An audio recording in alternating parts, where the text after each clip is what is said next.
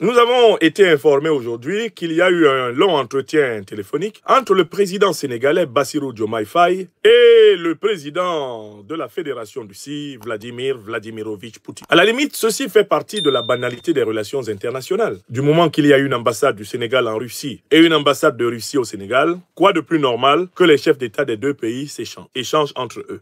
Il ne s'agit pas pour moi ici de contester la normalité et même la quotidienneté des relations internationales. Les chefs d'État qui sont en relation diplomatique doivent se parler. Ça fait partie des normes du métier. Mais ce qui attire mon attention à propos de ce coup de fil entre le président sénégalais et le président russe, c'est qu'il y a deux comptes rendus différents du même entretien. Or, quand c'est flou, c'est qu'il y a un loup. Quand il y a deux comptes rendus différents du même entretien, ça veut dire qu'il y a quelqu'un qui ment. Ou alors, il y a un malentendu. Je recommence. Quand il y a deux comptes rendus différents du même entretien, cela veut dire que parmi les deux comptes rendus, il y en a au moins un qui ment. Ou alors qu'entre les deux, il y a un malentendu. C'est-à-dire qu'ils ne se sont pas compris. Ou alors qu'il y a un qui veut tromper l'opinion à propos de ce qu'ils se sont. Alors, quelle est la méthode que nous allons adopter pour examiner cette affaire? D'abord, nous allons restituer le contenu de chaque compte rendu. Nous assurer que nous avons bien compris ce que chacun nous dit de l'entretien. Et puis, nous allons identifier les zones contradictoires, ce qui fait la contradiction. Une fois que nous aurons identifié la contradiction, on va se demander, dans cette contradiction, qui dit la vérité et qui ment? Et quels sont les indices que nous avons pour connaître qui dit la vérité et qui ment? À la fin, nous pourrons conclure sur le menteur. Car je pense qu'en examinant les deux comptes rendus, on connaît le menteur. Parce que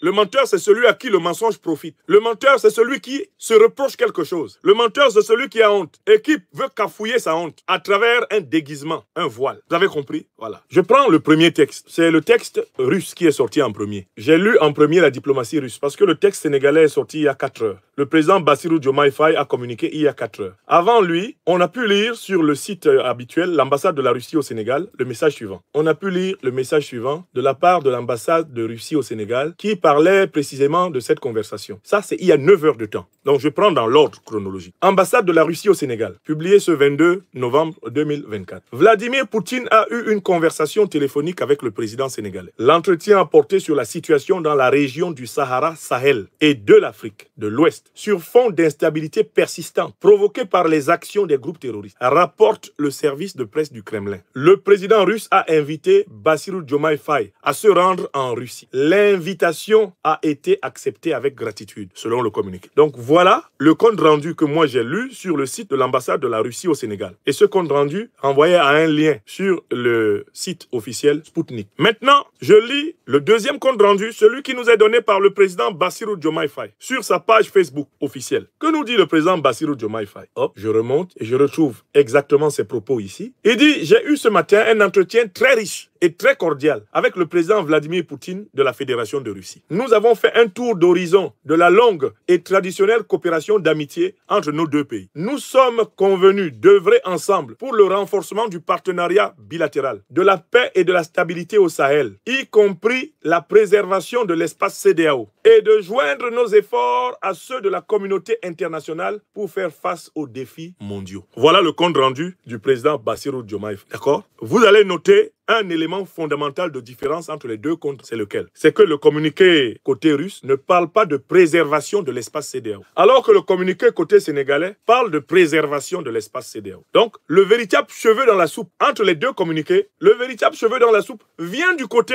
sénégalais. C'est le côté sénégalais qui donne un détail que le côté russe n'a pas donné, alors que tout le reste du communiqué sénégalais est tout à fait compatible avec tout le reste du communiqué russe. Dès lors, nous posons la question suivante. Mais quel intérêt la Russie a-t-elle dans la préservation de l'espace CEDEAO? La Fédération de Russie est-elle liée par un partenariat particulier avec la CEDEAO? Est-ce que la Fédération de Russie a un bureau au siège de la CEDEAO, comme c'est le cas de l'OTAN, ou de l'Union européenne, ou de la France? Réponse: non. La question qui se pose ici, elle doit être adressée à Bassirou Diomaye Faye. En quoi Vladimir Poutine doit-il s'impliquer dans la préservation de l'espace CEDEAO? Alors qu'entre la Fédération de Russie et vous, et la CEDEAO donc, entre la Fédération de Russie et la CEDEAO, il n'y a pas de partenariat, il n'y a pas de convention, il n'y a pas de bureau mutuel. S'il y a une alliance d'États sous-régionale qui est reconnue et avec laquelle la Russie est en partenariat, c'est la Confédération de l'Alliance des États du Sahel. Ça, on le sait. Et on sait que la Russie est profondément impliquée, justement, dans la préservation de l'AES. Alors, pourquoi Bassirou Diomaye Faye essaye-t-il de faire croire que la Russie est impliquée dans la préservation de la CEDEAO? En réalité, c'est parce que Bassirou Diomaye Faye veut faire semblant d'ignorer ce que la Russie lui reproche. Pourquoi Bassirou Diomaye Faye ment-il? Puisque c'est un mensonge. C'est lui le menteur. Pourquoi ment-il? En voulant présenter la Russie comme devant s'impliquer dans la préservation de la CEDEAO, il ment. Pourquoi ment-il? Mais on le sait, il ment parce que Vladimir Poutine lui a parlé de quoi? Revenons sur les sujets de Poutine. Je remonte au communiqué, au résumé du communiqué de Poutine. Il lui a parlé de la situation dans la région du Sahara-Sahel et de l'Afrique de l'Ouest sur fond d'instabilité persistante provoquée par les actions des groupes terroristes. Les actions des groupes terroristes. Diomaye n'en parle pas. Les actions des groupes terroristes. Lui, il n'en parle pas. Mais c'est de cela que Poutine lui parle. Et quelle est l'action d'éclat, la dernière en date, qui a constitué une préoccupation pour la Fédération de Russie et qui a été perpétrée par les groupes terroristes? Vous connaissez bien la dernière action en date? C'est ça le deuxième argument qui prouve que Bassirou Diomaye Faye est un menteur. La dernière action en date a eu lieu à la fin du mois de juillet 2020. C'est l'attaque de Tinzaouaten dans le nord du Mali. Cette attaque a été menée par l'Ukraine, par Al-Qaïda et l'État islamique associé. Elle a été menée avec le soutien de l'Algérie. Cette attaque a été revendiquée par l'Ukraine comme ayant été menée de concert avec les organisations terroristes. Cette revendication a été faite par l'ambassadeur d'Ukraine au Sénégal et par un haut responsable des services de sécurité de l'Ukraine. Autrement dit, si le président Poutine a pris son téléphone pour appeler Bassirou Diomaye Faye, c'est pour lui dire « Je voudrais que nous nous parlions en vis-à-vis. Parce que votre pays a indirectement participé à une agression terroriste au nord du Mali, puisqu'il héberge l'ambassadeur ukrainien qui a avoué sur la page officielle de l'ambassade d'Ukraine au Sénégal que l'Ukraine a participé aux côtés d'Al-Qaïda et l'État islamique avec le soutien de l'Algérie à une attaque terroriste au nord du Mali qui a permis de tuer des dizaines de soldats maliens et des dizaines d'instructeurs militaires russes et donc d'alliés du Mali.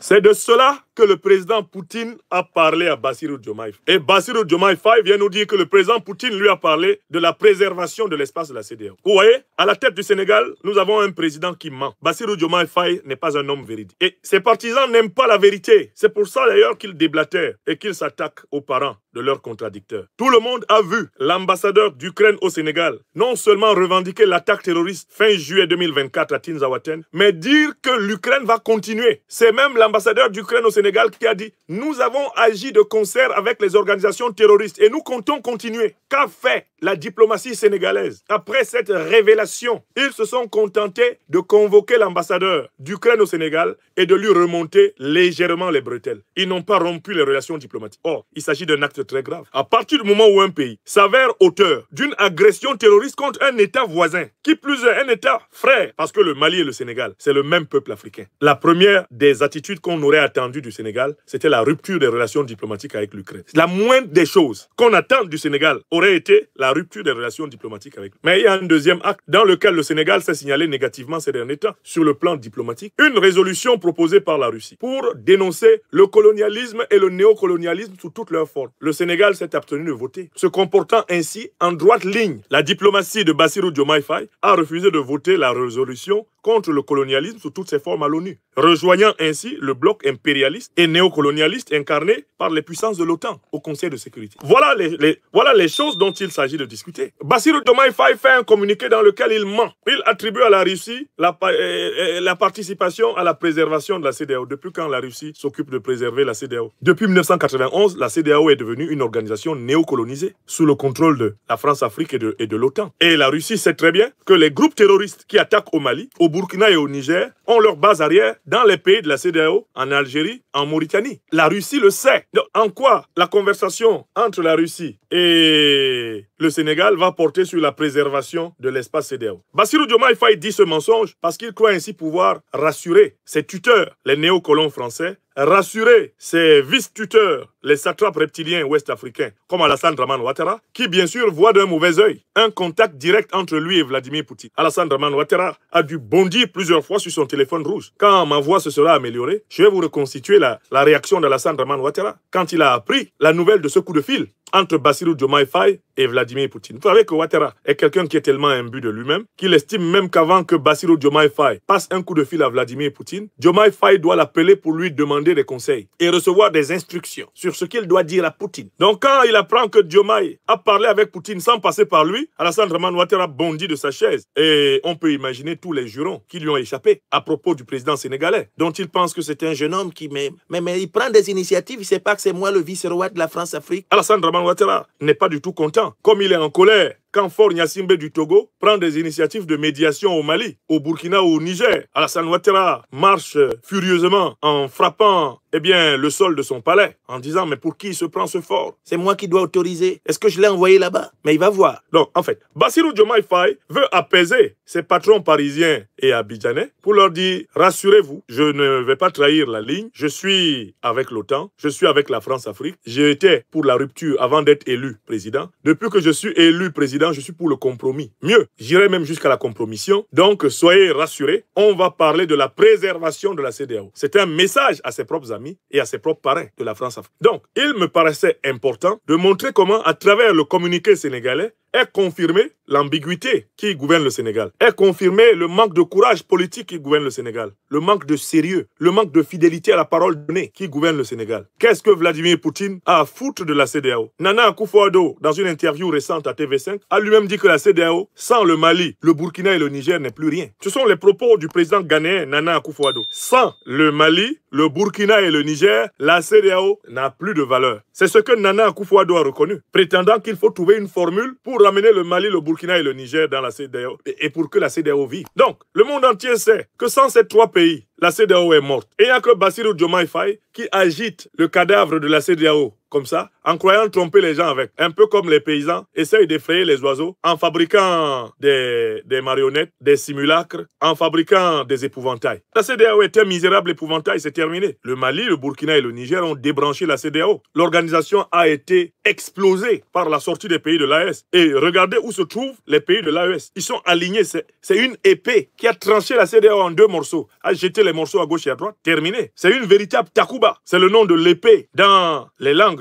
du Sahel. C'est une véritable Takuba qui a coupé la CEDEAO en deux et a jeté les morceaux à la mer. Terminé. Qui se préoccupe encore de la CEDEAO? Même les pays qui sont soi-disant restés dans la CEDEAO, ils ne s'intéressent même plus à ce que la CEDEAO fait. Les réunions de la CEDEAO n'intéressent plus personne. En Guinée, en Côte d'Ivoire, au Bénin, au Togo,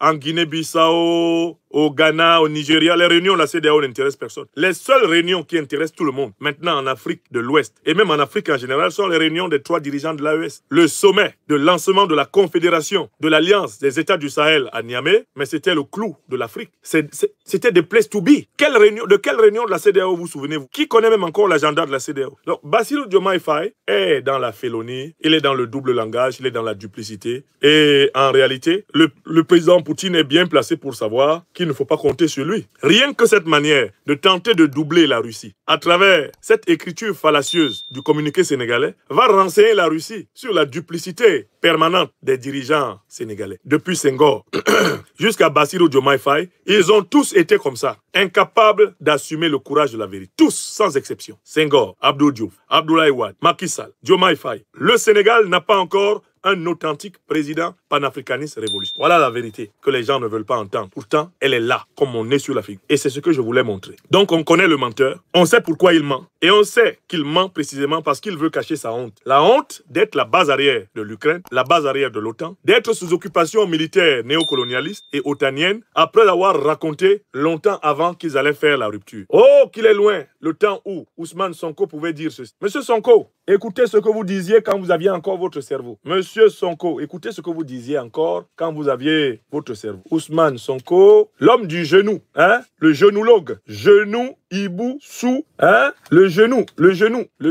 Qu'est-ce que vous disiez là à propos du genou? Il était temps quoi? Allons-y. Il est temps que la France lève son genou de notre cou. Oui. 7 siècles de misère fait de traite humaine. Oui. De colonisation. Oui. Aujourd'hui de néocolonisation. Oui. Cela suffit. Très bien. Ça, c'est quand il avait son cerveau. Il est temps que la France nous foute la paix. Oui. Il est temps que la France prenne exemple sur ses voisins européens. Ah bon? L'Allemagne est la première puissance économique d'Europe, loin devant la France. Ah bon? La troisième ou quatrième puissance économique du monde. Ah, Ousmane. L'Allemagne n'exploite aucun pays. Il faut comment? Aucune colonie. Je peux citer l'Italie, je peux citer l'Espagne, qui avait des colonies avant, mais qui n'exploitent personne, qui ne font pas ingérence, qui n'imposent pas des dirigeants dans leur ancienne colonie. Pourquoi la France croit pouvoir continuer à nous imposer des dirigeants, à faire des choix à notre place? Cela doit cesser et l'Afrique nouvelle, la jeunesse africaine, les élites africaines, la diaspora africaine dit non, ça ne peut pas continuer. L'hypocrisie de cette France se vit et s'exprime tous les jours. Prenons l'exemple du cas du Mali et du Tchad. Au Tchad, où le processus constitutionnel a été interrompu, la France a applaudi. Le président est allé consacrer le nouveau roi. Sonko, voilà. Au Mali, où ce n'est pas le processus constitutionnel qui a été interrompu, mais le processus de transition, la France a condamné et même a pris ses clics et ses claques pour dire qu'elle quitte le Mali. Vrai de Dieu. C'est le 2 poids, 2 mesures. C'est le double langage que la France tient en Afrique. Quand on a interrogé M. Jean-Livre Le Drian sur la situation en Côte d'Ivoire, la France a laissé faire. Qu'est-ce qu'il a dit? Un 3e mandat. Qu'est-ce qu'il a dit, Sonko? Il a dit simplement pourquoi il l'a accepté pour Ouattara et pourquoi elle le refuse pour la Biélorussie. La France a condamné en Biélorussie, a même poussé l'Union européenne à condamner. M. Le Drian répond en disant que c'est parce qu'en Biélorussie, il y a eu des millions de personnes qui sont sorties dans les rues et que ce n'était pas le cas en Côte d'Ivoire. Aujourd'hui aussi. Voilà comment la France traite les questions africaines. Sonko. Personnellement, nous n'attendons absolument rien de la France. Nous voulons qu'elle cesse de s'ingérer dans nos affaires. Vous avez demandé l'aide au développement, là. Avoir le droit de choisir librement. Sonko. Et non pas parce que la France a choisi un candidat avec les méthodes qu'on connaît. On commence par cibler les gens. On les décore dans des légions d'honneur ou dans je ne sais quel autre grade. Ça c'est Nana Akufo-Addo. On les inscrit dans des loges maçonniques. On leur dit préparez-vous. Sonko. Ce sera vous après. Même l'hypothèse où Macky Sall ne pourrait pas passer, nous savons qui est en train d'être préparé par la France. Voilà, il avait son cerveau. Cela doit cesser. Ça ne se passera plus comme ça. Qu'on soit bien clair, nous n'avons rien contre le peuple français. Et en France même, c'est vrai, des voix politiques et citoyennes se lèvent pour tenir le même discours que celui que je suis en train de vous tenir. Nous sommes ouverts à travailler avec tout le monde.